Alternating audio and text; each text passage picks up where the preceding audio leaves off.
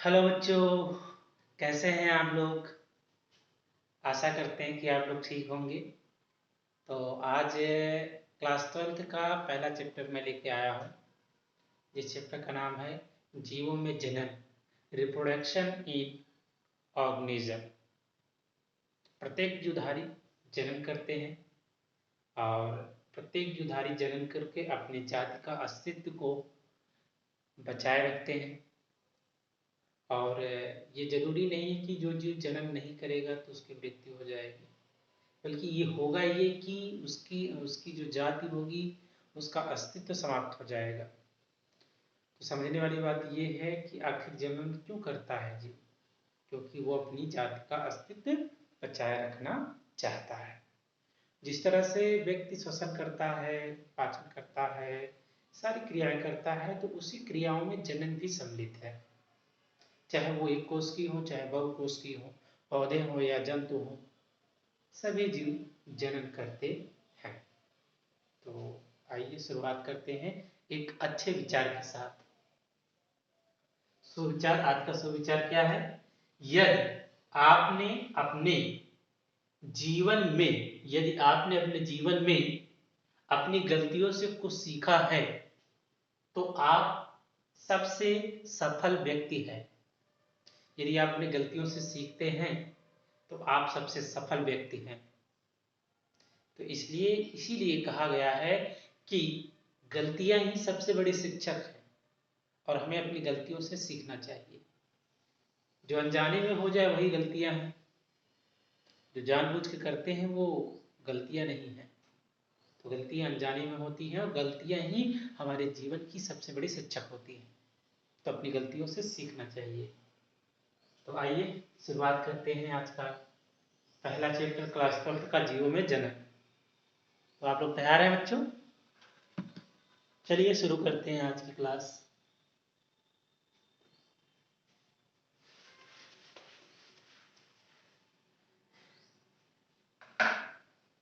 जीवों में जनन। तो प्रत्येक जीवधारी का जो जीवन होता है वो एक निश्चित काल के लिए होता है और वो उस निश्चित काल के अंदर ही जनन की प्रक्रिया करता है, जिसके दौरान संतान उत्पन्न होती है। तो आइए चलते हैं आपके एनसीईआरटी के अकॉर्डिंग। तो पहला आपका हेडिंग यहाँ है जीवन अवधि। जीवन अवधि इंग्लिश में से लाइफ स्पैन। तो प्रत्येक जीवों का एक निश्चित काल होता है। तो यहाँ पर बताया गया, क्या यहाँ पर पॉइंट बनेगा?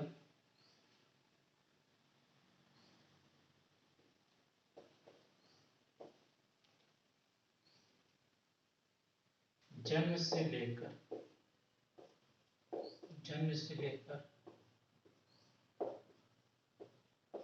प्राकृतिक जन्म से लेकर प्राकृतिक मृत्यु का काल काल ही जन्म से लेकर प्राकृतिक मृत्यु का काल ही जीवन अवधि कहलाता है कहलाता है। जन्म से लेकर प्राकृतिक मृत्यु का काल ही जीवन अवधि कहलाता है। तो प्रत्येक जीवधारी का एक निश्चित जीवन काल होता है और उस निश्चित जीवन काल में ही अपना वो जीवन जीते हैं और जनन प्रक्रिया संपन्न करते हैं। तो जन्म से लेकर प्राकृतिक मृत्यु, ये ध्यान रखना है कि उसकी नेचुरल डेथ होनी चाहिए। नेचुरल डेथ यानी प्राकृतिक मृत्यु। जो प्राकृतिक मृत्यु का मतलब ये है कि उसकी जो एक लिमिट एज है, जो उसकी आयु सीमा है, उस आयु सीमा पे ही उसकी डेथ हो। तो जैसे किसी जानवर का या किसी भी मनुष्य का किसी डिजीज के कारण उसका डेथ हो जाता है या फिर एक्सीडेंटल हो जाता है, तो उसे हम प्राकृतिक डेथ नहीं मानते हैं। नेक्स्ट पॉइंट आपका है, यहाँ छोटा सा हेडिंग बना लीजिए, जन्म से लेकर मृत्यु, लेकिन कैसी मृत्यु? प्राकृतिक, प्राकृतिक मृत्यु, मृत्यु के बीच में जो घटना घटित होती है, जो घटना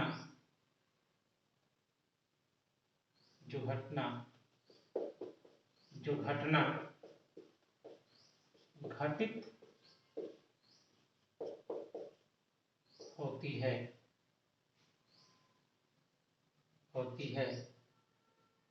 वह कहलाता है जीवन चक्र। जीवन चक्र कहलाता है। फिर नेक्स्ट आपका हेडिंग है जीवन चक्र में जैसे पहले एक शिशु होता है, फिर बाल्यावस्था,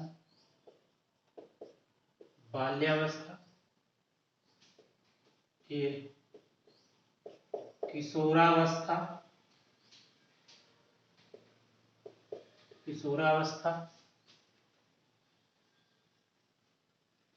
युवावस्था, प्रौढ़ावस्था,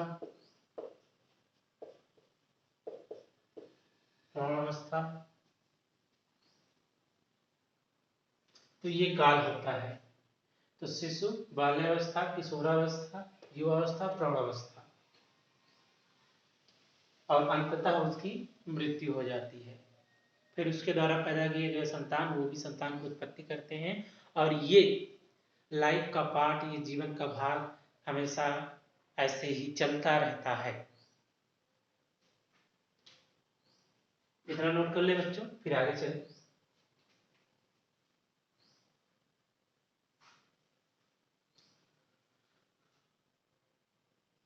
इसको बिठाते हैं।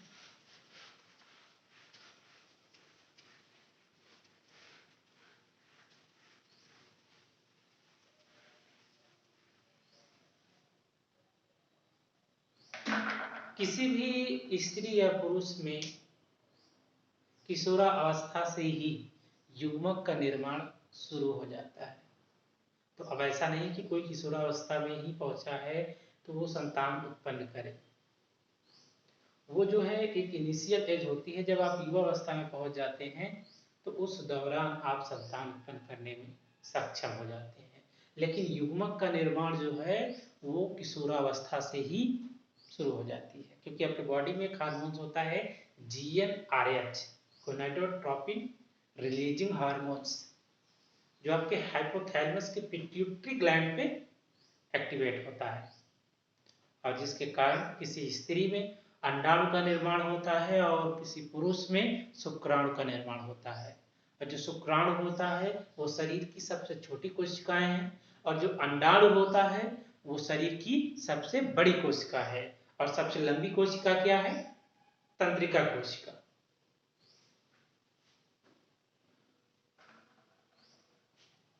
नेक्स्ट, कुछ जीवों की, नेक्स्ट हेडिंग है बेटा आपका कुछ जीवों की जीवन या कुछ जीवों की औसत आयु ये पूरी तरह से अनुमानित हो सकती है, जरूरी नहीं कि एक्यूरेट ये सही ही हो। ओके बच्चों, तो नंबर 1 आपके एनसीईआरटी में जैसा कि दिया हुआ है, नंबर वन यहां से चलते हैं। नंबर 1 आपका है हाथी। हाथी का जो लाइफ स्पैन है, यहाँ हम जंतु नहीं, यहाँ लिख देते हैं जीव, और यहाँ पे औसत आयु।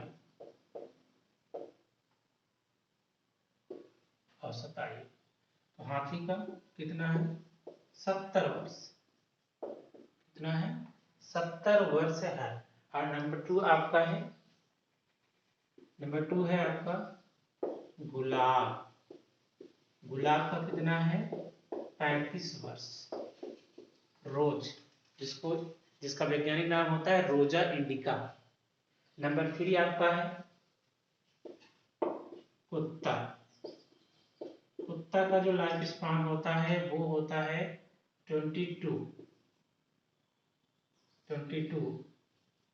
या 22 वर्ष, 22 वर्ष। फिर आपका है एनसीईआरटी में आपको दिया हुआ है नंबर 4 तितली, बटरफ्लाई, तितली का है, तितली का लगभग 1 से 2 हफ्ते, 1 से 2 हफ्ते। नंबर 5 आपका है कौवा, नंबर 5 है आपका कौवा। कौवा का होता है लगभग 15 वर्ष, लगभग 15 वर्ष। और नंबर 6 आपका है केला, केला, ये इसका होता है 6 वर्ष यानी 6 वर्ष। फिर आपका यहाँ जीव हो गया। फिर यहाँ पे बेटा आपका औसत आयु, औसत आयु नंबर 6। नंबर 7, नंबर 7 आपका है गाय, काऊ। गाय का जो जीवन चक्र है, जो उसका जीवन अवधि है वो होता है 22 वर्ष, 22 वर्ष। नंबर 8 तोता का होता है 140 वर्ष, जो आपके एनसीईआरटी में मेंशन है। नंबर 9 है आपका मगरमच्छ, मगरमच्छ, मगरमच्छ का होता है 60 वर्ष। नंबर 10 आपका है घोड़ा, हॉर्स। घोड़ा का जो है वो 40 वर्ष, 40 वर्ष। नंबर 11 आपका है फल मक्खी, फल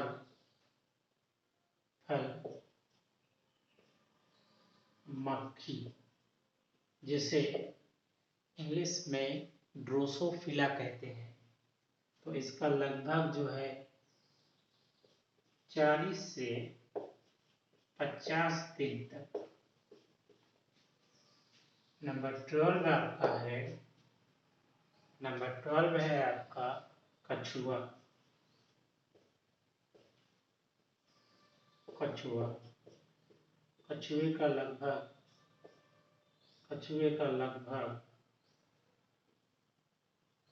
100 से 150 वर्ष, 50 वर्ष। और नंबर 13 है आपका बरगद, बरगद का लगभग 200 से 300 वर्ष। ओके बच्चों, चलो देखो अब एक बार इसको हम रिपीट कर देते हैं। हाथी का 70 वर्ष, गुलाब का 35 वर्ष, कुत्ता का 22 वर्ष, तितली का 1 से 2 हफ्ते, कौवा का 15 वर्ष, केला का 6 वर्ष, गाय का औसत आयु 22 वर्ष, तोता का 140 वर्ष, मगरमच्छ का 60 वर्ष, घोड़ा का 40 वर्ष, फल मक्खी का 40 से 50 दिन। फल मक्खी को इंग्लिश में ड्रोसोफिला कहते हैं। कछुआ का है 100 से 150 वर्ष, बरगद का 200 से 300 वर्ष। इसका एक निश्चित आयु सीमा होता है। बात समझ में आ रही बच्चों? जहां नहीं समझ में आएगा आप वहां में कमेंट बॉक्स में कमेंट करके पूछ सकते हैं, और पूरी कोशिश करूंगा आपके आंसर देने का। और जरूर आप लोग लाइक भी करिए, शेयर भी करिए, कमेंट भी करिए, और थोड़ा उससे हमें एनर्जी मिलेगी ना। आप लोग लाइक वगैरह करोगे, शेयर करोगे तो हमें उससे थोड़ा एनर्जी मिलेगी, तो और मेहनत करूंगा और आप लोगों को अच्छा से अच्छा मटेरियल देने की कोशिश करूंगा। नोट कर ले बच्चों।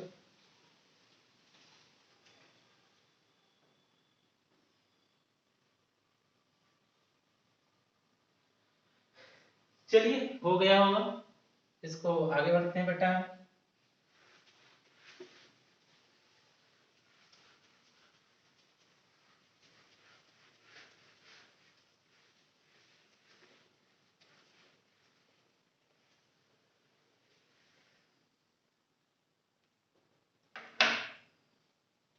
अगला हेडिंग होगा बेटा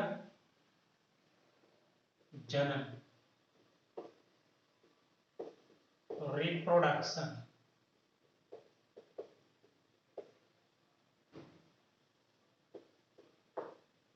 इसकी परिभाषा लिख सकते हैं, प्रत्येक प्रत्येक जीवधारी प्रत्येक जीवधारी अपने ही समान प्रत्येक जीवधारी अपने ही समान संतान उत्पन्न उत्पन्न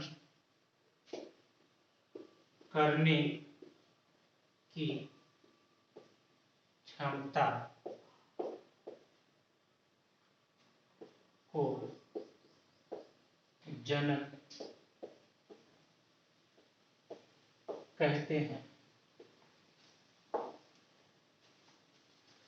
प्रत्येक जीवधारी अपने ही समान संतान उत्पन्न करने की क्षमता को जनन कहते हैं। ठीक है, जो भी जीवधारी होगा वो अपने ही जाति के साथ जन्म करेगा और अपने ही समान संतान उत्पन्न करेगा। अब एक कोष के जीवों की बात करते हैं तो उसमें कोई वेरिएशन देखने को नहीं मिलेगी, लेकिन अगर हम बहुकोष के जीवों की बात करें तो उसमें आपको वेरिएशन देखने को मिलेगी। क्यों होता है ऐसा, आगे पढ़ाते हैं आप लोग। नेक्स्ट टॉपिक आपका है बेटा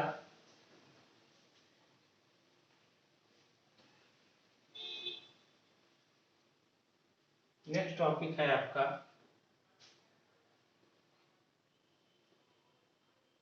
जनन के प्रकार।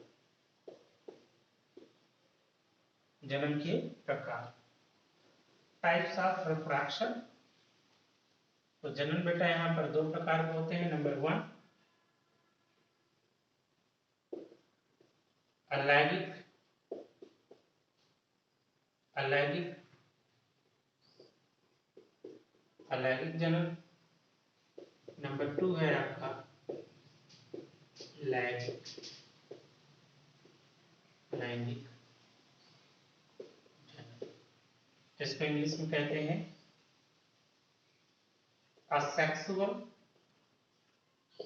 Asexual reproduction. असेक्सुअल रिप्रोडक्शन इसको कहते हैं सेक्सुअल रिप्रोडक्शन। Sexual reproduction.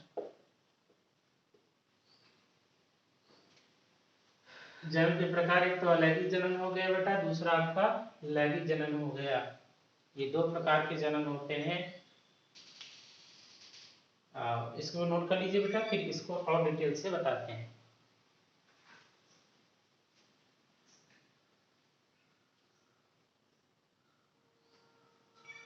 हो गया बच्चों, नोट हो गया। आगे चलें तो जन्म की परिभाषा आपको समझ में आ गई, जन्म के प्रकार कितने होते हैं ये आपको समझ में आ गए। अब स्टेप बाय स्टेप हम इसको आगे पढ़ते रहेंगे आपके एनसीईआरटी के अकॉर्डिंग।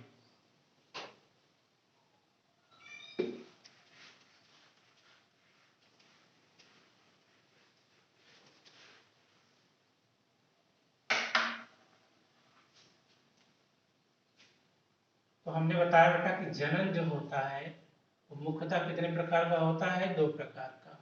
एक तो आपका हमने बताया बेटा अलैंगिक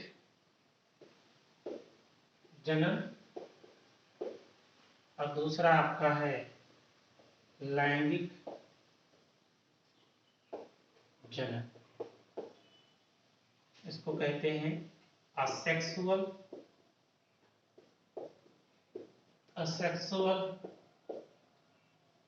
रिप्रोडक्शन, इसको सेक्सुअल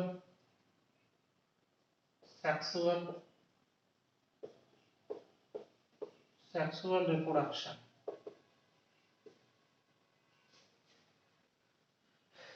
तो यहाँ पर बेटा क्या होता है कि किसी भी जीव का जो बॉडी होगा बेटा वो एक होगा, लेकिन जब इसमें जनन होगा, लैंगिक जनन, तो ये अब बीच में बॉडी क्या होगी? बीच से डिवाइड हो, जिसको जो साइटोप्लाज्म होता है ये बीच से क्या होता है?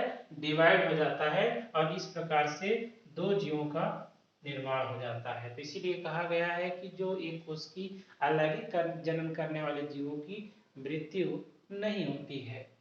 तो यहाँ पर एक बॉडी है और एक बॉडी से 2 संतति का निर्माण होगा, तो इस प्रकार से क्या बन जाती है? नई संतति बन जाती है, नई संतति। ठीक है डॉक्टर। फिर यहाँ पे क्या होता है कि बेटा बॉडी जो होती है वो 2 होती है, एक तो मेल होगा और दूसरा क्या होगा? फीमेल होगा। और जो मेल होगा जिसको हम नर, और ये हो गया मादा। तो नर जो होता है वो कौन सा युग्मक बनाता है बेटा? शुक्राणु। और ये कौन बनाता है यार? अंडाणु। ठीक। जब इन दोनों में फर्टिलाइजेशन होता है, निषेचन होता है, तो ये दोनों आपस में मिलकर एक नई संतति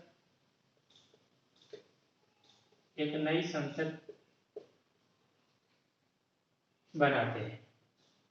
तो देखो कितना अजीब है ना बच्चों कि इसमें देखो 2 बॉडी है लेकिन एक बन रहा है।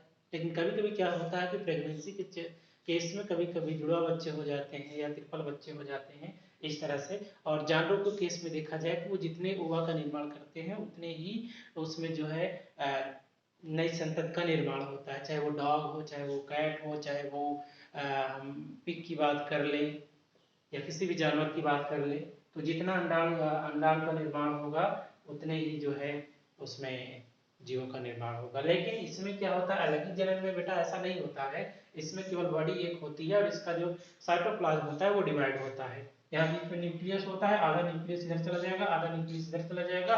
इस तरह से 2 जीवों का निर्माण होता है, जैसे कि अमीबा हो गया, पैरामीशियम हो गया, हाइड्रा हो गया, प्लानेरिया हो गया, और ऐसे बहुत से जीव हैं। और पौधों की बात करें तो अलैंगिक जनन में वेजिटेटिव रिप्रोडक्शन होता है, जिसे हम वर्धी प्रजनन कहते हैं। जैसे गन्ना है ना, तो गन्ना को क्या करते हैं कि काट कर लगा देते हैं।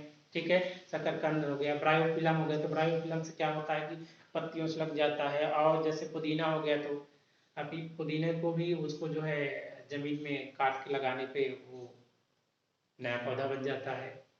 तो अलैंगिक जनन में ऐसे ही होता है, इसमें जरूरी नहीं है कि 2 प्रकार के जीव इन्वॉल्व हो, इनमें साइटोप्लाज्म में ही क्या होता है, ये डिवाइड हो जाते हैं और इस तरह से एक नए जीव का निर्माण हो जाता है बच्चों अलैंगिक जनन में। हो गया बच्चों, इतना समझ में आया? इतना याद रख लेना है, फिर हम इसको पढ़ेंगे, फिर इसको पढ़ते हैं बेटा।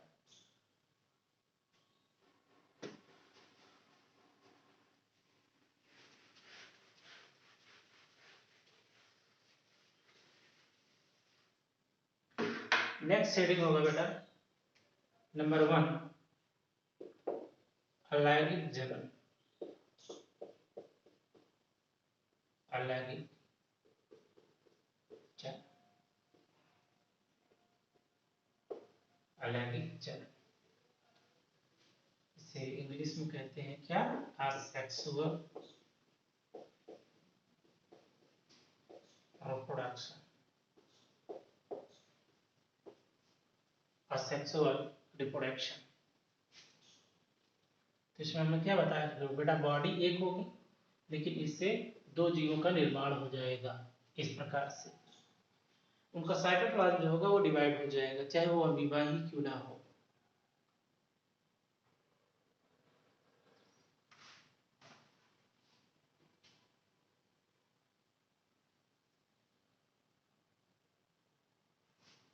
तो इसमें जो पॉइंट बन जाते हैं, एकल जीव, सिंगल ऑर्गेनिज्म, सिंगल ऑर्गेनिज्म, एकल जीव सिंगल ऑर्गेनिज्म द्वारा द्वारा द्वारा युग्मक युग्मक युग्मक का निर्माण अथवा अथवा अनुपस्थिति अनुपस्थिति अनुपस्थिति अनुपस्थिति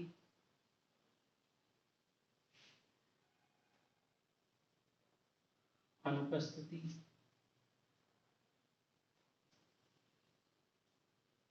अनुपस्थिति। ठीक है, तो एकल जीव द्वारा होगा, तो एकल जीव मतलब एक ही सिंगल जीव होगा, युग्मक का निर्माण करेगा, यानी युग्मक के द्वारा ही किसी नई संतान का निर्माण होता है। तो या तो उसकी अनुपस्थिति होगी या तो उसमें नहीं बनेंगे युग्मक। तो यहाँ एग्जाम्पल में आपका जैसे बेटा हो गया अमीबा, पैरामीशियम, पैरामीशियम,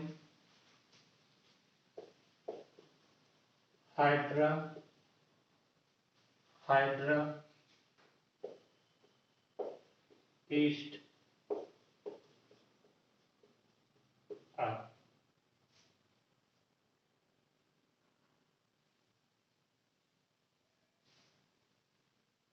ठीक है, अमीबा, पैरामीशियम, हाइड्रा, ईस्ट आदि। अमीबा जानते हैं अमीबा के बारे में, अमीबा एक कोश की जीव है, पैरामीशियम भी एक कोश की जीव है और ईस्ट भी एक कोश की जीव है। और ये सभी कह सकते हैं कि अलैंगिक विधि के द्वारा जनन करते हैं। अमीबा की खोज किसने किया था? रोजर हार्ट नामक वैज्ञानिक ने किया था। पैरामीशियम की खोज किसने किया था? हिल नामक वैज्ञानिक ने किया था। और ये ईस्ट है बेटा, जो बेकिंग पाउडर होता है, जो खाने वाला सोडा होता है, ये ईस्ट के द्वारा ही बनाया जाता है। हाइड्रा जो है सिलिंड्रेटा संघ का प्राणी है और ये लगभग नदियों के किनारे या समुद्रों के किनारे चावल के दाने के समान होता है लगभग। ठीक है, ये पाया जाता है और इसके पास सिप्रोटॉक्सिन्स पॉइजन्स होते हैं जो ये शिकार को घायल करके जो है उनसे भोजन प्राप्त करता है। तो अमीबा, पैरामीशियम, हाइड्रा, ईस्ट इधर नोट कर लो बच्चों। फिर नेक्स्ट आगे चलते हैं। अगली हेडिंग है आपका अलैंगिक जनन के प्रकार। अलैंगिक जनन कितनी विधियों से होता है, कितने प्रकार का होता है बेटा, उसके आधार पे अलग अलग जीव जो है अलग अलग प्रोसेस से अलैंगिक जनन संपन्न करते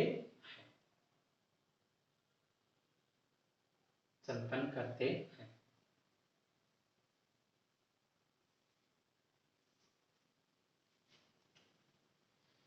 नहीं बच्चों, इसमें एक पॉइंट और है, इसको भी बता देते हैं तब आगे बढ़ते हैं हम लोग।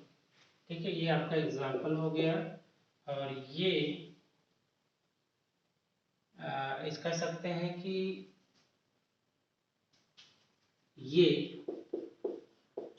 आपका आकारकी, ये आकारकी व आनुवांशिक आनुवांशिक आनुवांशिक रूप से एक समान, आनुवंशिक रूप से एक समान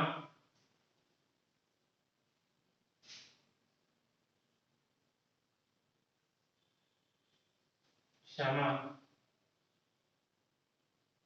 ये आकार की और आनुवंशिक रूप से एक समान के लिए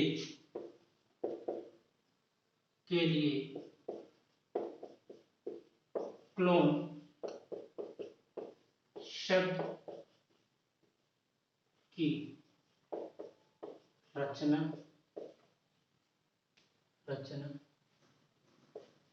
की गई। आकार की मतलब शारीरिक रूप से कह सकते हैं, जेनेटिक रूप से कह सकते हैं, ये एक समान होते हैं, इसलिए इन्हें क्लोन भी कहा जाता है। क्लोन का मतलब होता है हूबहू, जिस तरह से शीशे में अपने आप को देखते हो, ठीक हूबहू। तो अलग ही जन्म करने वाले जीवों में जो आनुवंशिक और जो आकार की संरचना होती है वो समान होती है, ठीक है। और अलैंगिक जनन सामान्यतः जो है एकल जीवों में ही संपन्न होता है, परंतु कुछ पौधों में भी संपन्न होता है, जैसे कि ब्रायोफिलम हो गया या फिर सुगर केन जिसको गन्ना कहते हैं। ओके बच्चों, इतना नोट हो गया। नेक्स्ट मिटाते हैं इसको।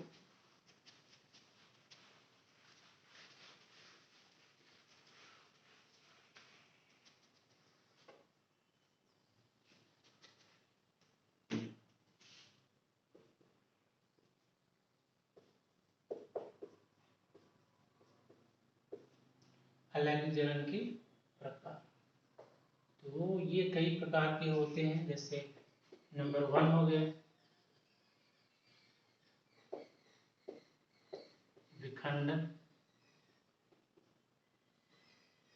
विखंडन, जिसको फ्यूजन कहते हैं। और ये भी बेटा कितने प्रकार का होता है, 2 तरह से होता है, ठीक है। कितने प्रकार का होता है, 2 प्रकार का होता है, ऐसे समझो इधर से। तो 2 प्रकार का होता है, पहला है आपका द्विखंडन, जिसे बाइनरी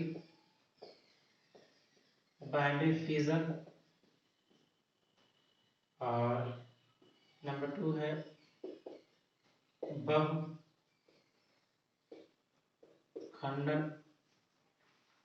बहुखंडन, इसका होता है मल्टीपल फ्यूजन। तो बेटा ये द्विखंडन बहुखंडन में क्या अंतर है? द्विखंडन का मतलब होता है कभी वह 2 भागों में टूट जाता है, लेकिन ऐसा क्यों है कि ये 2 भागों में टूटता है और फिर उसके बाद बहुखंडन, ये 2 प्रोसेस की आवश्यकता ही क्यों हुई? तो इसका एक बहुत बड़ा रीजन है बेटा। द्विखंडन का क्या है कि ये जब होता है तो किस स्थिति में होगा? द्विखंडन जो होगा वो बेटा अनुकूल स्थिति में होगा, अनुकूल स्थिति में, अनुकूल स्थिति में होगा। किस स्थिति में होगा? अनुकूल स्थिति में होगा, अनुकूल स्थिति में होगा। और ये जो है कब होगा बेटा? प्रतिकूल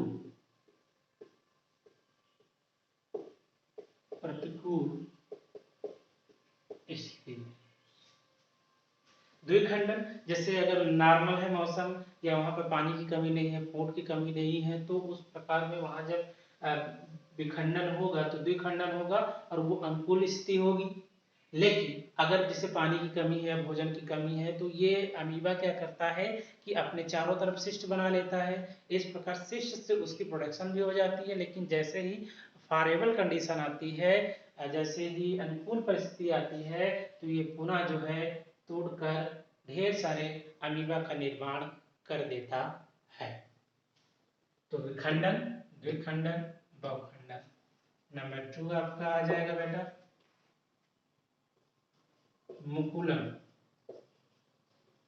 मुकुलन।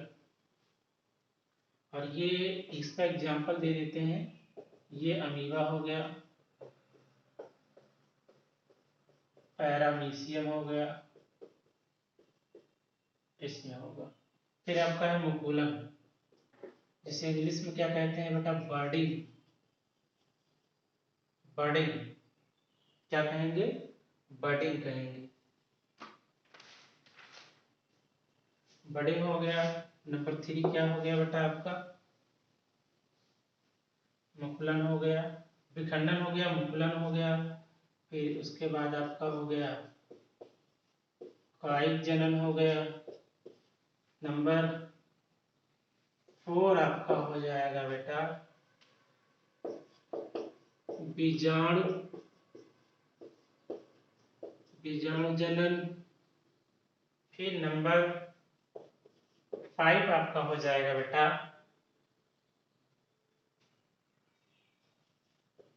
पुनरुद्भवन, पुनरुद्भवन।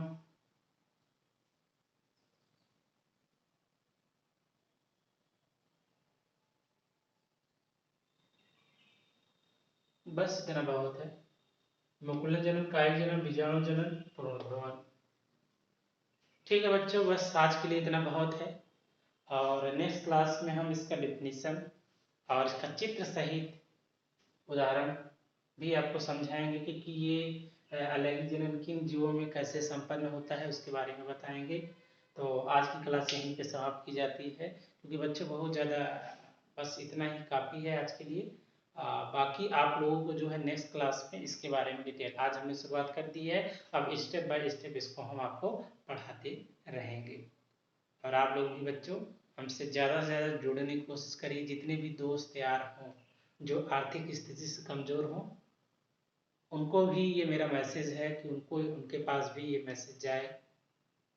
और आपके प्रिय सर लगातार आपको पढ़ाते रहेंगे, और कोई भी दिक्कत, कोई भी प्रॉब्लम होती है तो आप कांटेक्ट भी कर सकते हैं, कमेंट भी करिए, और हमारे चैनल को ज़्यादा से ज़्यादा सब्सक्राइब करवाइए।